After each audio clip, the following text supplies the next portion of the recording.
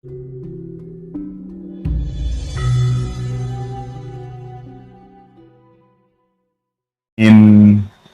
menyampaikan beberapa hal mungkin ke Pak Wayan.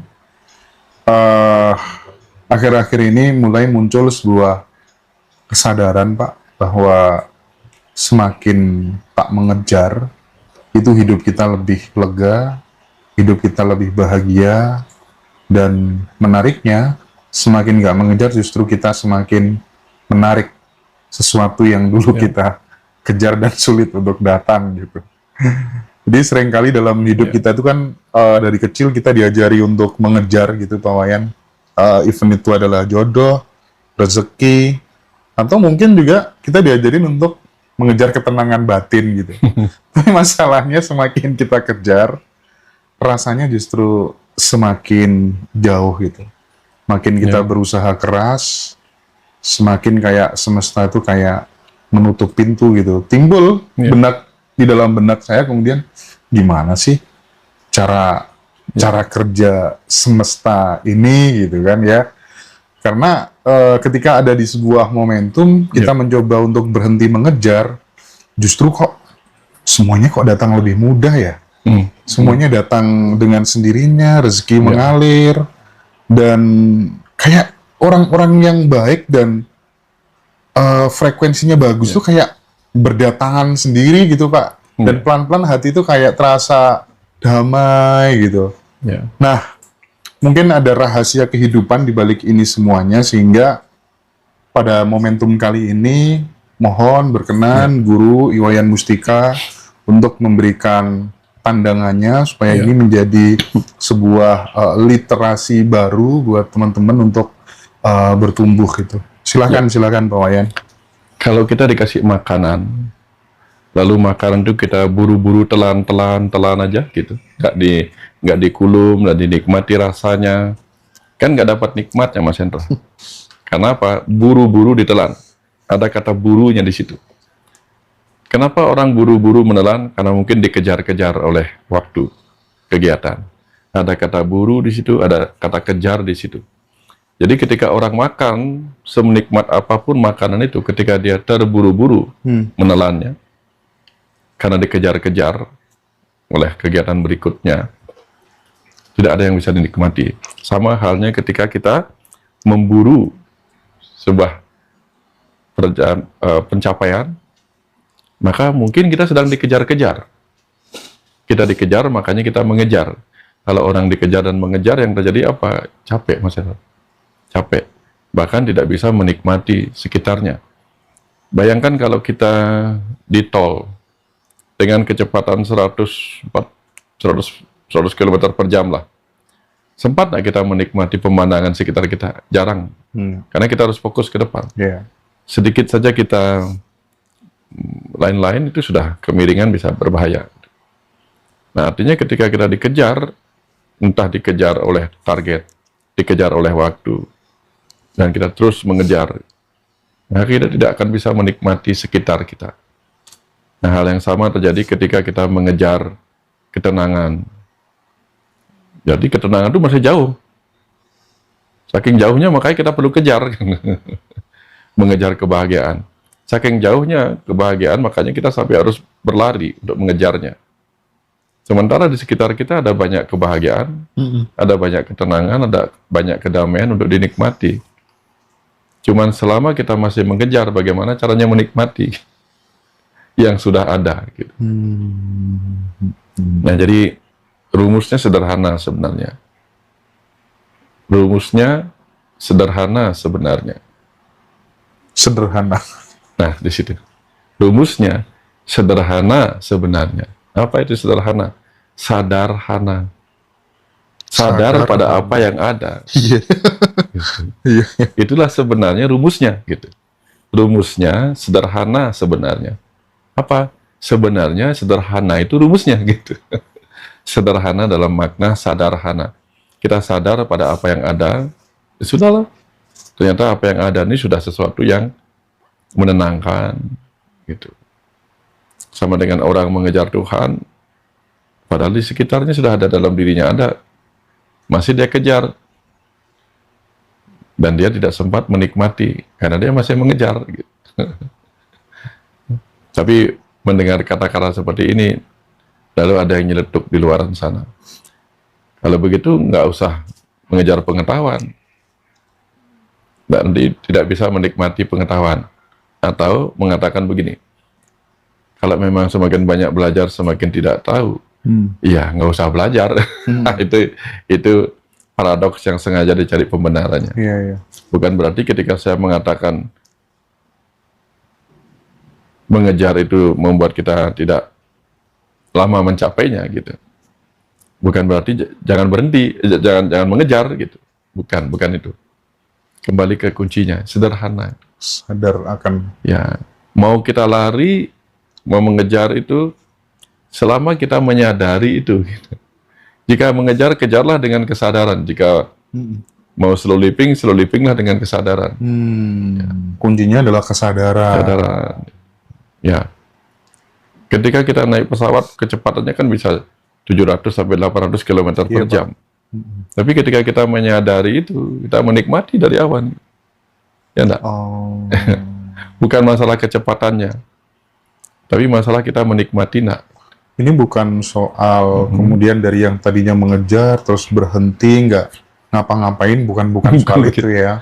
Bukan begitu. Karena terkadang ya yang bisa untuk mulai tidak mengejar itu ketika dia sudah mendapatkan banyak gitu. Ya. Bagi yang awal-awal belum dapat. Iya. Biasanya ngejar-ngejar terus gitu. Ya. Ya, karena kita nggak akan pernah berhenti. Ada orang mengejar wanita untuk menjadi pacarnya. Setelah dia berhasil mendapatkannya menjadi pacar, dia mengejarnya untuk jadikan istri. Setelah dia sudah berhasil jadikan istri, dia mengejar lagi untuk hal lainnya. Mengejar untuk jadi ibu dari anak-anaknya. Setelah itu, dia mengejar lagi ibunya supaya menjadi nenek bagi cucu-cucu dan seterusnya lah. Kita nggak akan pernah berhenti. Artinya, ketika kita ngomong soal kesadaran, maka yang harus dibereskan dulu adalah batin kita minimal harus tenang dulu, gitu Pak Wayan ya, mengakui apa adanya, gitu ya, tidak kemprungsung, gitu ya. Ini urusan batin dulu yang diberesin, gitu kan? Persis, saudara. Ya. Kalau batin kita sudah tenang, sudah ini, yang kita kejar itu ada di depan kita sebenarnya. Ya, kan misalnya nih, kita mengejar pengetahuan. Padahal begitu kita diam aja, toleh kanan kiri, itu banyak pengetahuan yang belum tertulis. Bahkan diri kita adalah lontar tanpa tulis. Artinya apa? Kitab suci yang ditulis oleh Tuhan sendiri yang harus kita baca. Pada saat kemudian kita sudah menggunakan kesadaran itu tadi, lama-lama muncul, oh ya, aku sebenarnya sudah berada di titik finish, udah nggak perlu nyari-nyari apa di eksternal, di luar udah nggak perlu lagi gitu ya. Semuanya udah ada di dalam saat kemudian kita mulai untuk tenang. Iya.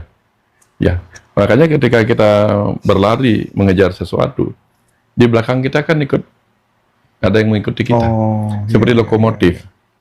Ya, begitu lokomotif berhenti, yang di belakangnya ngikut ke dia, ikut berhenti juga. Nah, kadang kita terus mencari ke depan, sementara yang di belakang kita menunggu kita berhenti gitu. Untuk kita syukuri. Contoh nih Mas Eda. Kita punya uang 1 miliar. Karena kita nggak bersyukur, kita kejar lagi 2 miliar. Punya 2 miliar, kita kejar lagi yang 3 miliar. Sampai yang Mas Hendra bilang tadi, sampai 100 miliar. Terus yang di yang tadinya itu, 1 miliar, 2 miliar, 3 miliar, ikut ngejar kita. Karena merasa ditinggal. Aku udah datang tadi, kenapa kamu tinggal? Untuk kamu syukuri gitu. Begitu kita berhenti, akhirnya kita bisa menikmati yang 1 miliar, 2 miliar, 3 miliar, gitu contohnya Mas Hendra. Nah, tapi karena kita terus mengejar ke depan, kita sampai lupa mensyukuri yang sudah kita dapatkan gitu. Ya. Tapi gini Pak, kan banyak orang tuh takut, tadi kan sebenarnya pada saat lawan daripada kemudian kita tidak mengejar itu kan kita mulai sadar, berhenti tapi dengan kesadaran gitu kan. Justru semakin di situ, kita justru malah kemudian karena mungkin sudah selaras dengan semesta, semuanya menjadi datang lebih mudah gitu. Nah, permasalahannya adalah sebagian dari kita itu takut untuk kemudian berhenti karena nanti takut tertinggal dengan tetanggaku, tertinggal dalam konteks rezeki, kesempatan atau pengakuan gitu kan, butuh diakui, butuh validasi gitu, manusiawi Pak Wayan. Ya, ya. Nah, caranya kita membedakan antara berhenti karena takut dan berhenti karena sebuah kesadaran itu bagaimana? Ya. Kalau kita berhenti karena kita takut, itu biasanya memunculkan rasa tidak nyaman, Mas Ira, di dalam. Ada ketidaknyamanan. Oke. Ada kecemasan di situ. Tapi kalau kita berhenti karena kesadaran bahwa aku sudah sampai begitu, ada rasa nyaman yang sulit dijelaskan, Mas Hendra. Karena kita bisa mendapatkan, makanya sering dikatakan, walaupun dia tidak punya apa-apa, tapi ketika dia sudah menunjukkan bahwa dirinya sudah selesai dengan dirinya, itu orang itu terhormat. Betul nggak, Mas Hendra? Mas Hendra pasti sering melihat orang-orang di Jawa, para guru-guru, atau orang-orang biasa yang sudah selesai dengan dirinya sendiri, itu malah dikagumi. Padahal dia nggak punya apa-apa. Ada kan yang begitu. Iya, iya. Tapi ada orang yang sudah terkenal sebagai miliarder, uangnya bahkan bukan miliarder lagi, bukan triliuner gitu. Tapi ketika dia tidak berhenti-berhenti, orang nggak sempat berkenalan dengan orang seperti itu. Orang nggak sempat memberi hormat. Bagaimana memberi hormat orang yang terus berlari gitu. Nah, jadi ketika dia sudah sadar, oh, apa yang ku kejar gitu. Nah, nanti orang-orang akan menunggu dia bercerita tentang pencapaiannya gitu. Nah, sama dengan begini, Mas Hendra. Ketika Buddha duduk meditasi, Siddhartha Gautama duduk meditasi, dan kemudian mencapai pencerahan, orang-orang menunggu dia untuk bicara tentang apa yang dia dapatkan. Tapi kalau dia masih mengejar pencerahan itu, dia nggak tahu bahwa ada orang-orang banyak sudah menunggu dia. Bayang Mas Hendra ya maksudnya. Ya. Jadi orang-orang itu juga menunggu kita memberi rasa hormat pada kita. Tapi kalau kita terus mengabaikan diri kita yang sudah selesai itu, akhirnya kita juga nggak dapat apa-apa dari kehidupan ini. Makanya banyak orang justru ketika dia berhenti, dia mendapatkan apa yang dia ini kan gitu. Dan terkadang semesta itu selalu menampar quote and quote gitu ya, kepada kita jika kemudian kita tidak mau berhenti dengan kesadaran itu tadi. Ya, memang begitu Mas Hendra. Ya, karena diingatkan ya, gini Mas Hendra. Kadang-kadang mungkin Pak Hendra pernah lihat restoran Jepang yang dia pakai lokomotif. Makanan enak-enak itu lokomotif muter di situ. Iya. Gimana caranya menikmati rasa yang ada pada makanan yang benar-benar kalau nggak dihentikan sebentar. Iya. Kita butuh dihentikan supaya bisa mencicipi. Nah, jadi kalau yang operatornya hanya membiarkan itu berputar, pengunjung nggak sempat menikmati. Gimana caranya? Makanya operator menghentikan sejenak. Betul. Udah nikmati. Nah, kadang-kadang tuh semesta sebagai operatornya itu menghentikan pencapaian kita. Saya punya orang-orang yang sudah punya 200 M, belum sekian T, belum juga berhenti untuk bersyukur. Tapi kemudian dia dihentikan bahkan dengan kondisi minus. Bukan sebuah sisa. Bukan sebuah sisa yang plus, bahkan sisa hutang. Yang tadinya punya uang triliunan, tiba-tiba dihentikan dalam kondisi berhutang. Nah, di situ baru dia sadar. Luka itu menghentikan. Bagaimana caranya menghentikan orang berlari kalau dia nggak terluka, maksudnya? Kan biasanya begitu. Mobil larinya kencang, tapi begitu bannya terluka jadi kempes, berhenti. Jadi kadang semesta itu membuat kita terluka sejenak agar mau berhenti dan memeriksa. Ada apa? Ada apa ya? Kenapa saya dibuat terluka? Oh, saya lupa memeriksa apa yang saya cari sebenarnya dalam hidup ini. Gitu. Jangan-jangan tujuan kita udah lewat yang kita cari ini, gitu. Saking ngebutnya tadi kan. Tapi pada saat kemudian ada kata-kata bahwa semesta itu datang pada mereka yang sudah selaras, bukan pada mereka yang masih ngotot dan ngejar gitu. Pak Wayan gimana menjelaskan proses energi ini gitu? Karena getaran selaras itu kan terbukti bisa menarik rezeki, bisa menarik peluang-peluang yang ya tanpa perlu kita kejar gitu. Ya, ini ada orang tua kaya raya, Mas Hendra. Dia punya anak satu-satunya. Kemudian anaknya tuh pingin mandiri. Bagus sih sebenarnya pingin mandiri.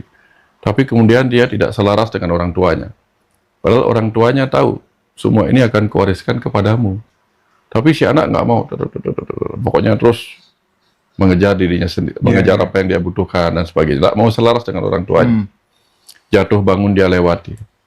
Sampai kemudian dia menyerah. Setelah dia menyerah pada kehidupan, orang tuanya datang. Sudahlah, ini Bapak Ibu cari untuk kamu. Walaupun kamu bukan berarti hanya menikmati warisan, enggak. Kamu Bapak Ibu siapkan warisan bukan untuk menikmatinya, tapi untuk menjaga dan menggunakannya. Nah, kita ini kan seperti anak seperti itu. Ayah Ibu semesta kita, pemilik semesta ini, pemilik segala sesuatu di bumi ini. Tapi ketika kita tidak selaras dengan ayah ibu kita sendiri, kita bingung mencari kedamaian kita sendiri.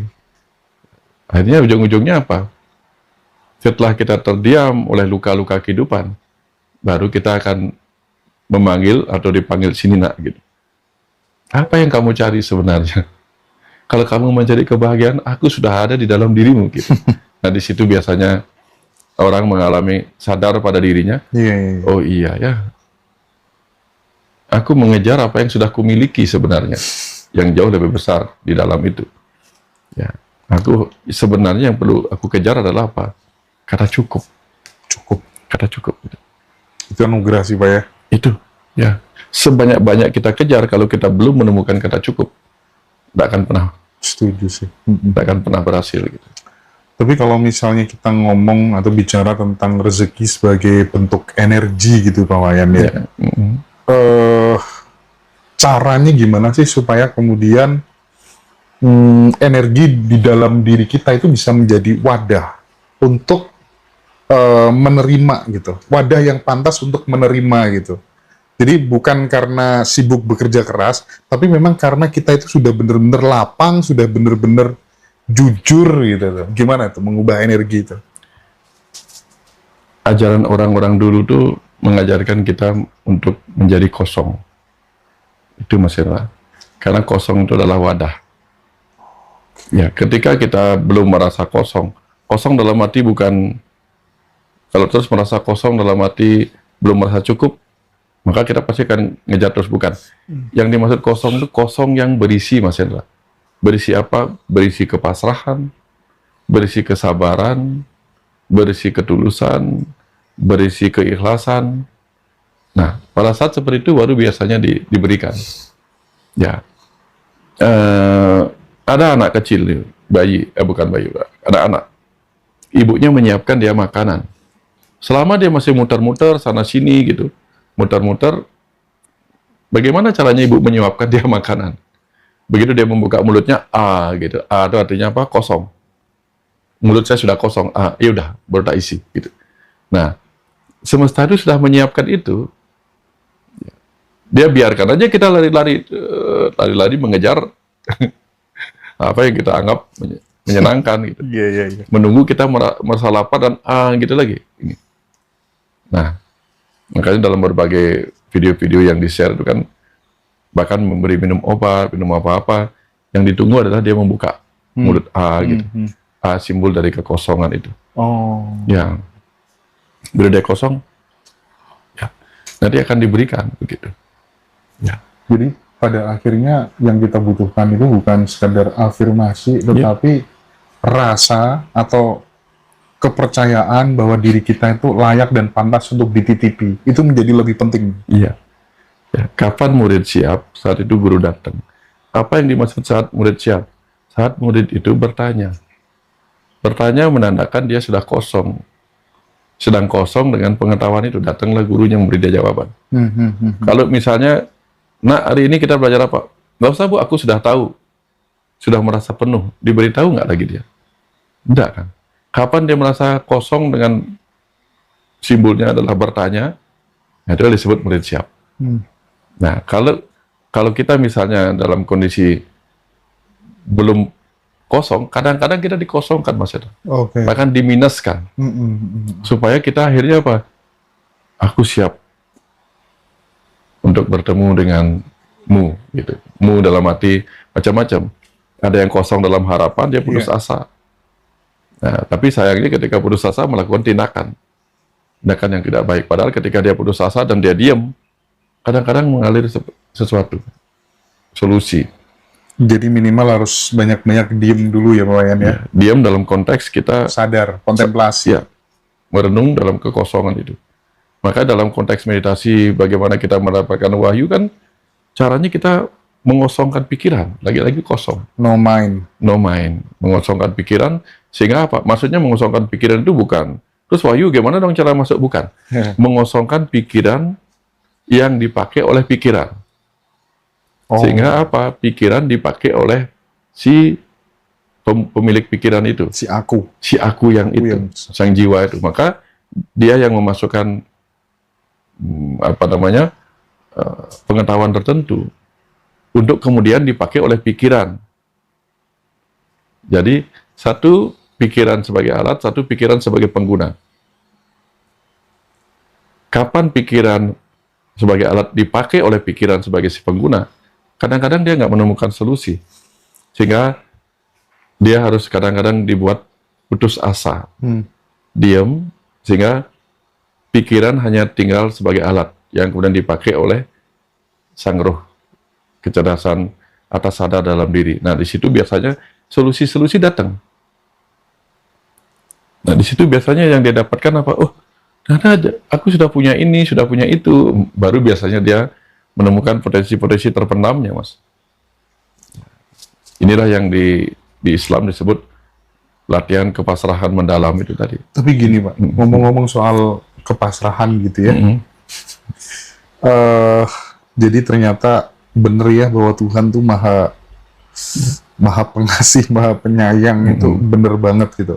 Jadi semakin kita pasrah, kita benar-benar berserah, kita tidak kemudian terkontrol oleh pikiran, tapi justru kita bersedia dan terhubung dengannya gitu ya. Ngobrol dengan diri, mau minta digimanain tuh kadang itu tuh kayak merasa Tuhan, keajaiban tuh nggak perlu jauh-jauh ternyata gitu ya. Even dari tubuh kita, ya kita mau dibangunin jam berapa, kita mau nyetel tubuh yang seperti ini, kita belum bisa terkonek sama yang di dalam gitu loh. Karena jiwa ini, roh ini adalah yang punya tubuh ini, yang diberi berkah tubuh manusia ini. Tubuh manusia ini mengandung kecerdasan yang mengagumkan, yang sering dikenal sebagai kecerdasan bawah sadar. Tapi yang kemudian banyak memakai tubuh ini si pikiran, yang kadang bahkan ditemani oleh reaksi-reaksi egonya, oleh perasaannya sendiri. Akhirnya ketika dia bingung dengan kehidupannya sendiri, dia bahkan tidak tahu, serahkan saja sama bos. Nah, contoh begini Mas Edo, saya punya mobil itu misalnya, tapi saya hanya seorang sopir. Namanya sopir kan kadang-kadang uangnya habis. Bensin habis, uang habis. Bingung. Atau tiba-tiba mobil ngadat, bingung, harus dibawa ke bengkel, bingung kan. Saking bingungnya dia nggak sadar bahwa apa? Di belakangnya ada penumpang. Si pemilik mobil itu yang kaya raya. Minta aja uang ke sana. Bensin terisi. Minta aja uang di sana. Mobil bisa diperbaiki. Tapi karena yang dia pikir, aku kan nggak punya uang. Si sopir bilang begitu.